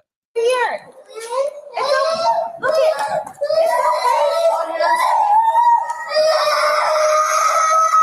Can you come over here? Mommy can't move around with these little cups on me. After the children are transported to the hospital to confirm they're okay, and officers secure the puppy that was also in one of the vehicles, the 2 sisters are transported to jail. Nobody touch my fucking kids. I'm saying. Ain't nobody trustworthy over there either. They're safer in the car than getting kidnapped in the damn mall. Oh, we don't even come outside. That makes me not want to go outside at all now. Can't go in the public nowhere because everybody's all in your fucking ass. Sarah, just so you understand, here with DCFS, so if I can just reiterate and make sure you understand. Today, you're going to be charged with 3 counts of child endangerment for all 3 children, okay? You are receiving an I-bond. You will be released in a little bit, okay? The children right now are still at the hospital. They're waiting for the hospital to discharge and release the kids. It is 5 working business days, so you are not able to come and take the kids within those 5 days. So you may not just come in and pop by and take them or, go for a walk or anything. Mr. I just want to make you aware, I'm going to go finish the paperwork on my end. Today you're being charged with 3 counts of child endangerment for the 3 children that were left in the car. Okay, so I'm just making you aware of that, just so you know when I come back here and book you, It's going to be for those 3 charges. Police later learned through security footage that 3 children had been left unattended in the vehicle since approximately 1:20 p.m., and the other had been left unattended in the other vehicle since approximately 2:25 p.m. Police responded to the scene just after 4 p.m., meaning 3 children were left for about an hour and a half, and the other 3 were left for nearly 3 hours. Police observed the interior of both vehicles to be in complete disarray with open food containers, half-eaten food, dirty baby bottles, and dirty diapers throughout. Both sisters were each charged with 3 counts of child endangerment, and they are both innocent unless proven guilty in a court of law. How do you look a police officer in the face with 6 kids literally baking this? Yeah, they proven they innocent until proven guilty, but in my eyes, they already guilty of that ish. Like that is just ridiculous, man. And like seriously, Bean Team, we know how hot it be in a car, and I think the windows was down a little bit, like they was cracked, but they wasn't all the way down. But even if they was all the way down, now that goes until now you're leaving your little kids out there for freaking predators to come out there and snatch them up and take them or whatever. So these kids shouldn't just been left in the car regardless. But as far as like the windows just being like cracked, like yeah, y'all can see it on the camera. Like this much, that's not a freaking enough for some children to be left for hours in 86-degree weather. Like, dude, it's hot as freaking you know what in that damn car. Then it's multiple of them. Like, no, that is you know what? I'm gonna say this and I'll leave it at that. That was their warning. I'm talking about both little mothers. That was y'all warning. The next time we have any type of incident where you putting your children in danger, we taking them away from you. Some of y'all out there probably would take them away from them right now. But the next time it's going to be the last time with me. If I was a judge and I was involved with these 2 mothers in this whole child abuse cases and stuff, that was your warning. And I'll tell them to their face, after this, ain't no more the second chances. That's it. These children going into foster care, whatever we got to do. Because y'all are not mentally capable of taking care of them the correct way. Diana, 3 hours? They were not telling the truth at all. That is not something you misremember at all. Because when she first came down, she was like, oh, yeah, I just ran up for my sister to do something. She made it sound like, oh, yeah, I just was gone for a couple of minutes. You was gone for a couple of hours, lady.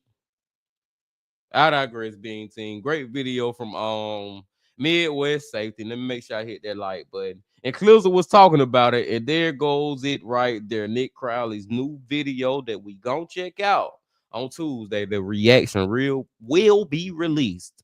But for now, Bean Team, we got one more video to go, and it is coming from EWU. Good morning. If you don't mind, let's just story. Hi. Good morning. Time. EWU crying to story time, y'all. Put this video out 2 days ago, and like I said, man, the title is just so like what the F for 2 different reasons. For the first reason, let me read the title. A serial killer realizes he's been caught 45 years later. Now the first part, just the fact this is a serial killer, which means that he has killed more than one person, multiple people. In the second part, 45 years later, he just not getting caught. That means this man has been free for 45 freaking years. We might as well say 50 at this point. For half a century after murdering multiple people. Let's see how he finally got caught, y'all. But before we do that, Elizabeth says, too much body heat, 86 degrees, hot parking garage, and all windows rolled up. Just sad. Like, I mean, dude, for multiple hours. Like I said, that was they one little warning. That was they one. They don't get 3 strikes. You get 1 strike. And that was the 1 strike for both of those mothers. The next time we taking all y'all kids away from y'all. Long story short, short story long. Let's get into the last one, Bean Team. Good live stream. Good live stream. Hi. Good morning. I'm so sorry. I'm super embarrassed. Yeah. Hi, puppy. This man is 74-year-old John Arthur Getru, an elderly homeowner in Hayward, California. What he doesn't know is that he's speaking with an undercover officer closing in on a decades-old secret, and things are about to take an unexpected turn. I was turning around in your driveway, and I accidentally hit your car. Which one? The one parked in the driveway. Do you want to maybe take a look to see if we should exchange insurance information? Take a peek. Oh man, I'm so sorry. So embarrassing. Sure, something. Yeah, go ahead. Champion on your back. Face the clock. Go ahead, face the clock. All right, what's this? We'll talk to you in a minute. Anybody else in the house? No, my wife's at work. Deputies give John a routine pat down before. And it's at this point, after 45 years, y'all, he thinking like he would never get caught. After 45 years, he thinking he would never get caught. So I know he is in for the shock of his life right now. Where he's led to the front seat of a police vehicle. Take a seat. You want to rest on that You're seat? gonna close the door, make sure the dogs. Yes. We'll take care of your dog. Okay. Yeah. Though he hasn't been told why he's been arrested, John applauds the deputies for the ruse. Good line for coming out of the house. Get that guy out of the house. Months earlier, cold case investigators in Santa Clara County reopened a murder case that had remained unsolved for 45 years. DNA from the crime scene was compared to a public database, allowing investigators to trace a family tree and identify John, a husband, father, and former Boy Scout leader, as the primary suspect. Investigators bring him in for questioning, hoping to uncover the truth. Is this devoted husband and father simply the wrong man? Or has his carefully lived life been a cover for something far more sinister? The following is based on official police records, and most of the footage has never been seen before. So I'm Sergeant Cortez, okay? I'll let you know what's going on and why you're here today. Yeah, okay? I'd like to know. Yeah, absolutely, of course. Before I let you know what's going on, I just want to get your personal information. Just confirm your name. Your full name is John Arthur Getreu. Getreu? Getreu. Okay. Were you ever in the military? No. No. Have you ever been arrested in the past? No. John shares basic information about his past and childhood, revealing that he was born in Newark, Ohio, and spent the early years of his life moving frequently due to his father's long military career. He spent a significant part of his teen years in West Germany, where his family lived on a U.S. military base. Now, you mentioned that he had never been arrested. And I found out something happened in Germany. Okay. Can you tell me about that? I was arrested in Germany. Okay, what happened with that? Can you tell me about that? I was accused of murder. The revelation is especially jarring, given that he's here today on accusations of his involvement in a completely separate murder. Tell me about what happened. What was the accusation against you? I killed a chaplain's daughter. Okay. And that was all I knew. Okay. Do you remember what happened? With this young female? No. No? I didn't even know her. The young girl, 15-year-old Margaret Williams, attended a dance at an American youth club one Saturday night in 1963, when John was just 18 years old. The two were said to have met on the street shortly after, where she agreed to let him walk her home. Her body was discovered the next day on a baseball diamond behind the club. She'd been sexually assaulted and strangled. You didn't even know? Yeah, at this point, I'm convinced that he did that one too, over there in Germany. It's just crazy, man. This man got to live it freely for 45 years. He old as hell now. I'm starting to get mad at that fact that he got to live freely for so long before he got caught up in this ish.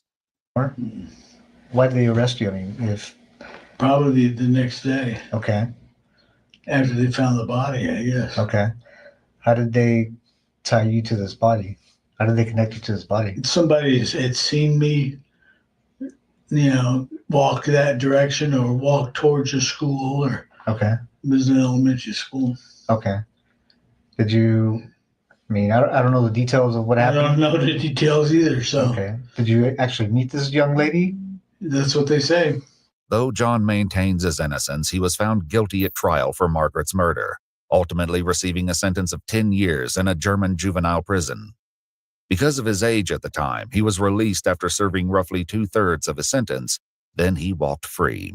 And so Okay, this is just nasty work. I stand corrected. He did get convicted of what the freak he did in Germany. But at this point, it was just a slap on the wrist. That's all he got for it. And what he did when he got back out, continued his murderous ways, man.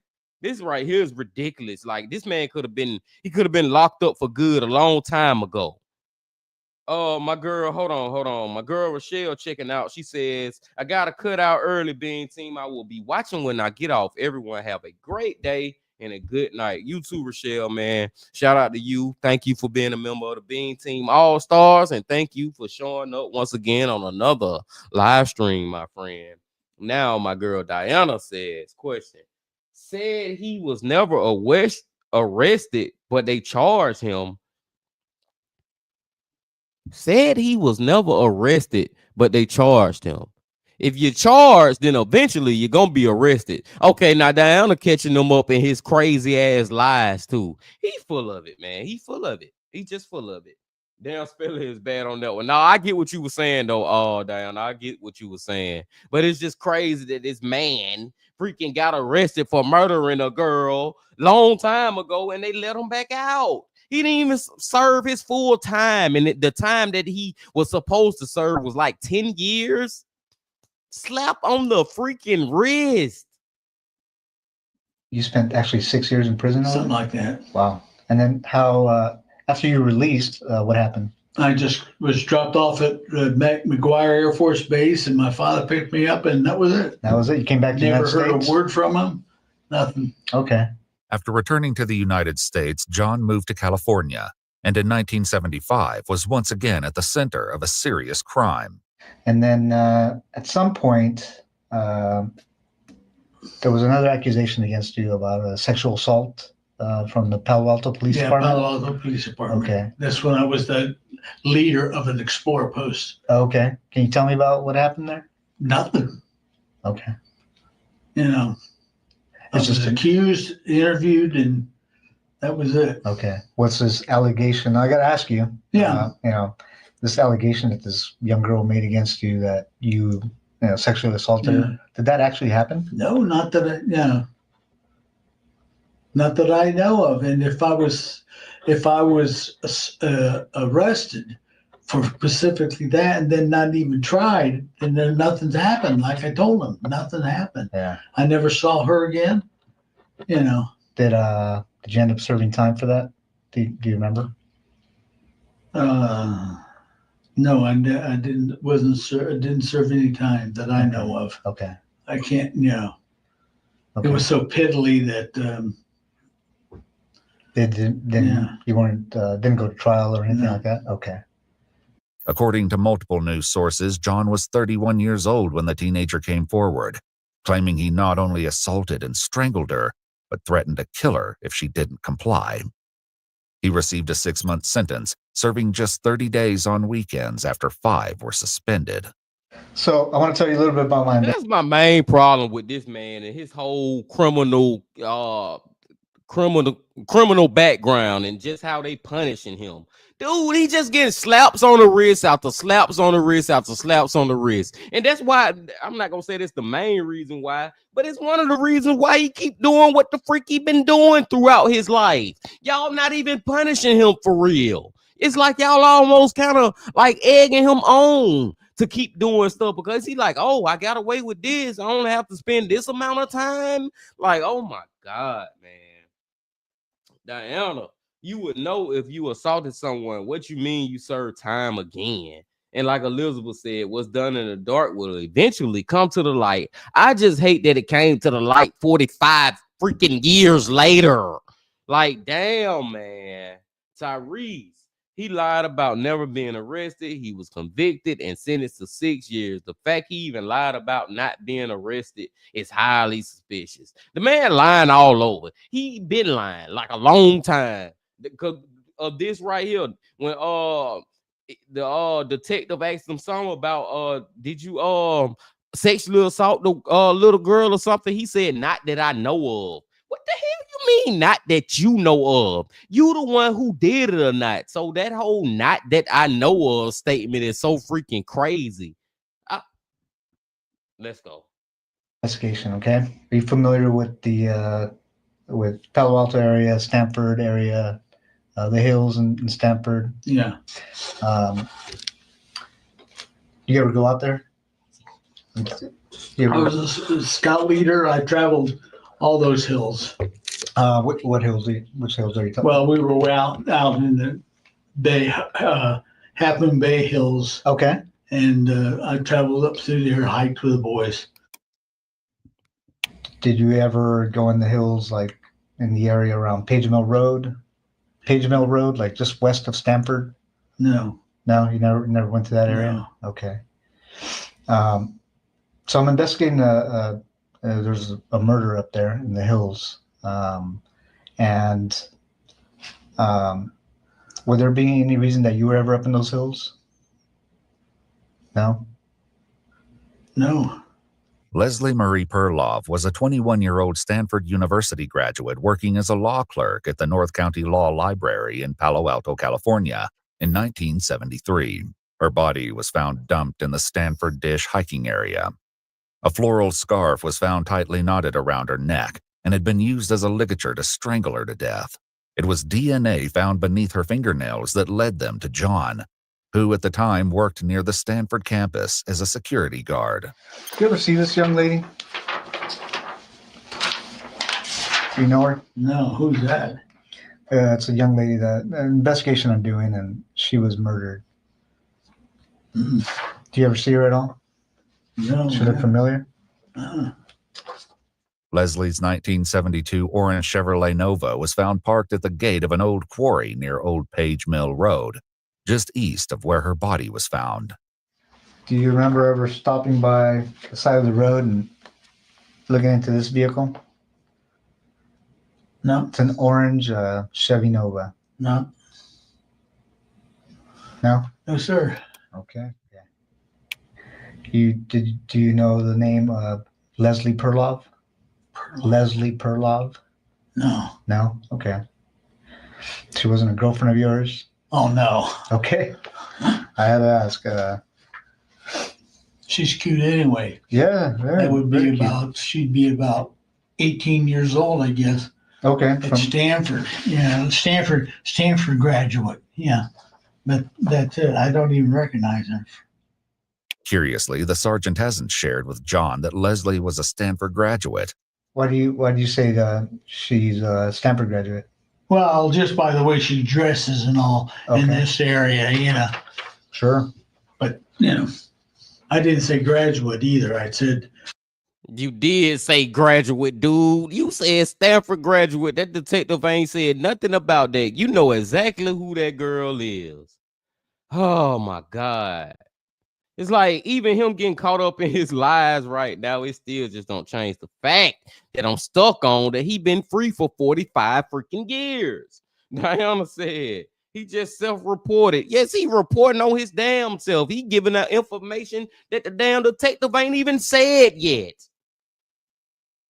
And so sad, all his victims are so young. Yes, man, that girl was 21 when she lost her life. Look at his old, crusty, dusty ass. Got to be 70, whatever he is now. And that lady didn't even live to be past the age of 21. Pisses me the fuck off. You know, she's a college kid. Oh, okay. Now, this young lady was obviously murdered, like I said. She was strangled. Mm-hmm. Would you ever think about doing anything like that? Nope. I know that you were accused of a sexual assault, right? Would you ever think about committing a sexual assault?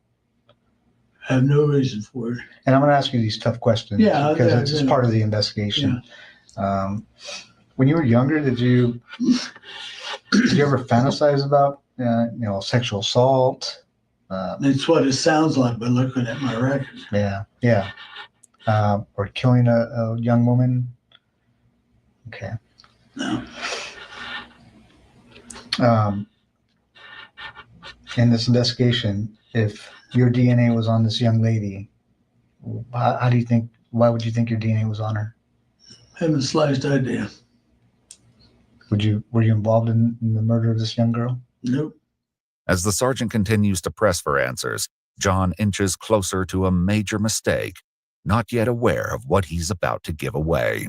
You know about DNA and how it's transferred, right? Yeah. This can be how it's transferred. I can always tell. Okay, tell me about that. One is semen. Okay. One is from the mouth. Sure.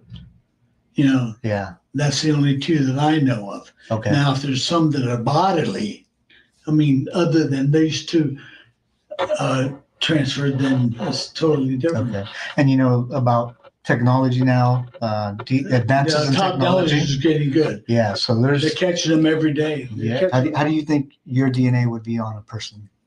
Don't know. Don't know. Okay. Especially this person or these two persons. What two persons?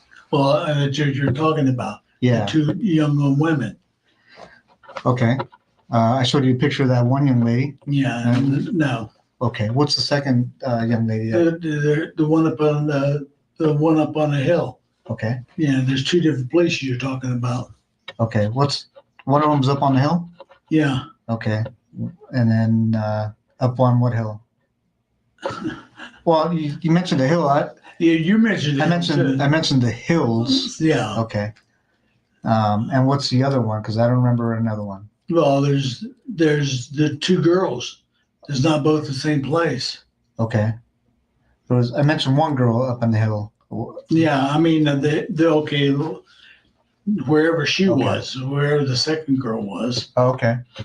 While the sergeant doesn't yet know it, That man just telling on himself so bad, man. He revealing other crimes that the damn detective not even freaking talking about. And I agree with Tyrese. If the judge had gave him life the first time, the other victims would have been saved. That's exactly what we was talking about earlier, Tyrese. Like, seriously, man. Germany, y'all failed us. Y'all freaking failed us, man. These two, there was only one, he said. He was just talking about one specific crime, and you going to a whole different other one. This man is just revealing all his crimes. He really is. another woman was found in the Palo Alto area in 1974, 1 year after Leslie's body was discovered. 21-year-old Janet Taylor was found dumped along Sandhill Road in the same Stanford Dish hiking area.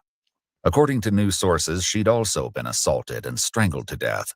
The serial killer responsible for the deaths of both Leslie and Janet would escape justice for decades, until now. I think I'm at a point in my investigation that, I'm guilty, and that's it. Well, I'm trying, well, there's a couple things, John. Your DNA is on her. Yeah. Okay.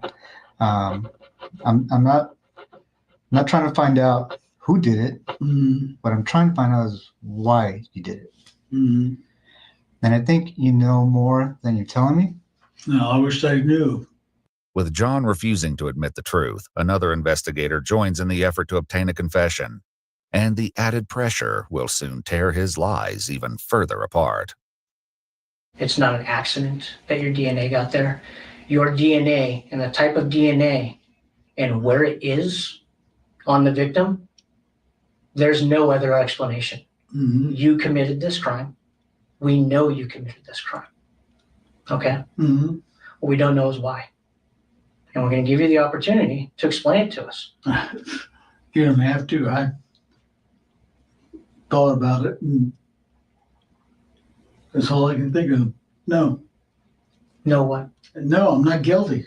Okay. Well, I'm telling you right now you are. Okay, fine. Okay. You had to have known this day was coming.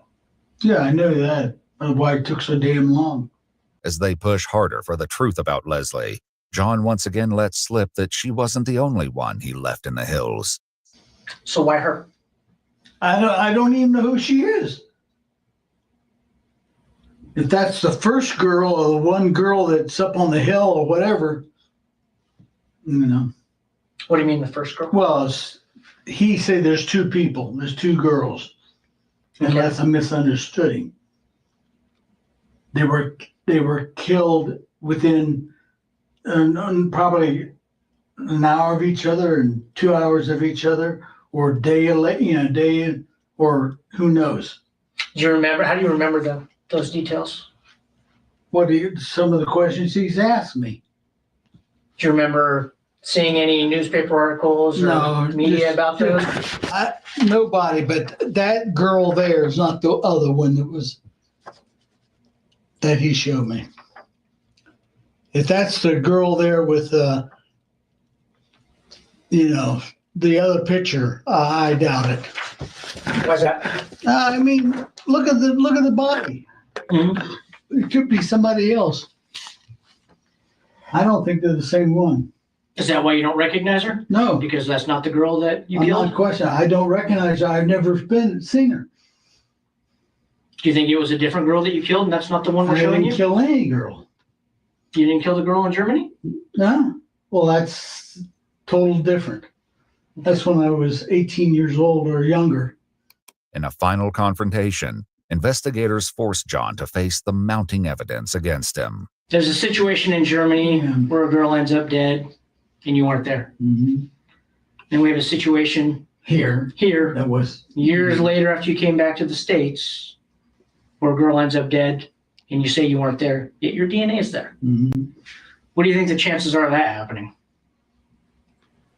I don't know. What would you do if you were us and you were investigating this case? What would that look like to you? There's a brick wall. What do you mean there's a brick wall? Well, I mean, you found out, you couldn't find out. So. What do you mean I found out and I couldn't find out? Oh, nothing. I'm just let it go. I'm.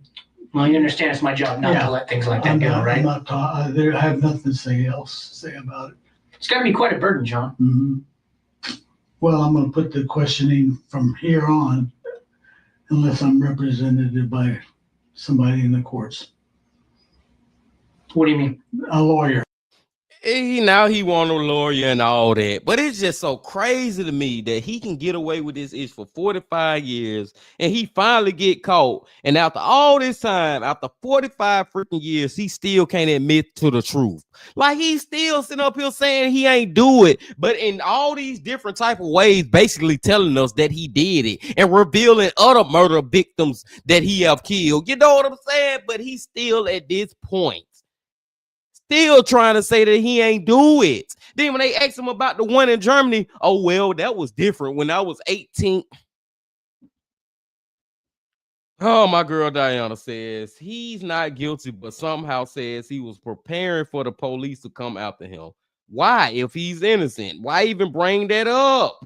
This man is not smart. He tripped up multiple times in a single interview. He should have been locked away. Is this one of those ones where life in prison is just gonna be like, man, it's not gonna even feel good enough, seriously, because he already old as freak. Zasher, shout out to Zasher, another member of the Bean Team All Stars. He says, I'm so late. How's it going, everyone? Hey, Zasher, we've been here for 2 hours now, man. Just watching some crazy videos from Dial Trip, Midwest Safety, and now we finishing up with EWU. Glad that you could stop through, man, and make sure you go back and watch the whole thing and hit that like button. And all y'all hit that like button, Bean Team. Let's finish it up. This dude right here, after 45 years, still saying he innocent. You like a lawyer? I like a lawyer. Okay. Thanks, John. After requesting a lawyer, the interrogation came to an end. But justice quickly caught up with 74-year-old John Arthur Getrew, who was arrested and booked into the Santa Clara County Main Jail with a $10 million bond.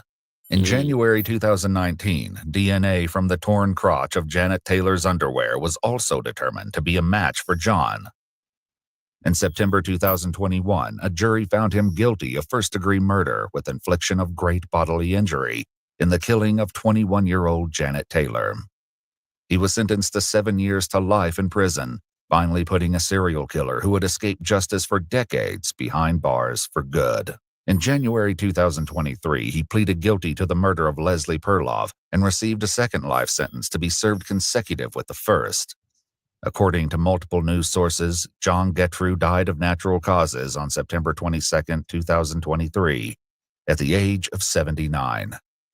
His DNA remains in the state database and will continue to be compared against evidence from unsolved murders in the ongoing effort to close more cases.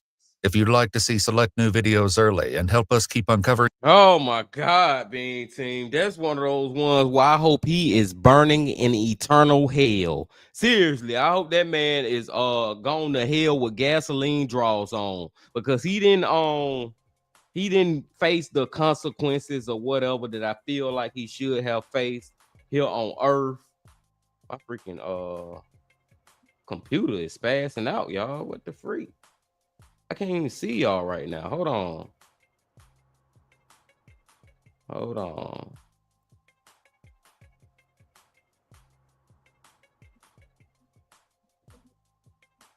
What the bro, my freaking hold on, big team. Like I literally cannot see nothing on my stream yard. I don't know what's going on. Let me refresh it.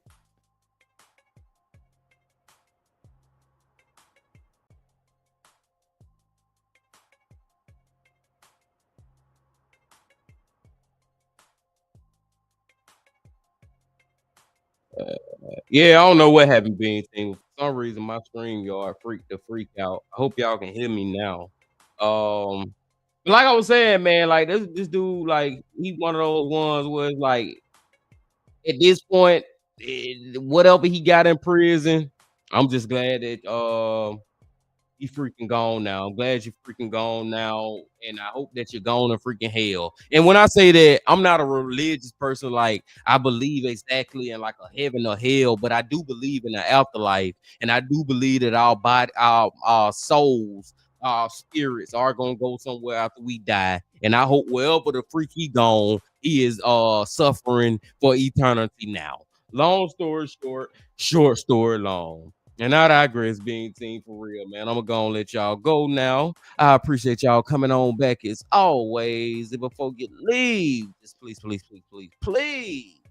hit that like button, comment, subscribe, and do all that if you ain't did that. And remember this: love, peace, and happiness. Stay safe. Don't stop. Keep going. Yeah.